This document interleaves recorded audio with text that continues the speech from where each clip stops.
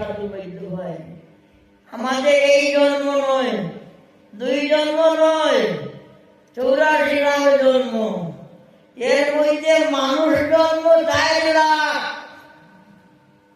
চতুর্লক্ষানি মানবান।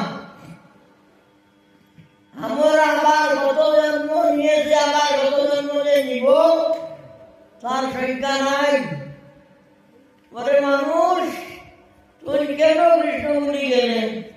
এ তো শেষ জন্ম, মনুষ্য জন্ম।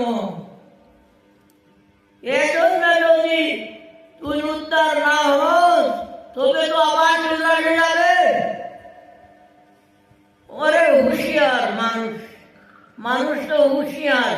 মানুষ হুশ, যার জ্ঞান আছে সেই তো মানুষ।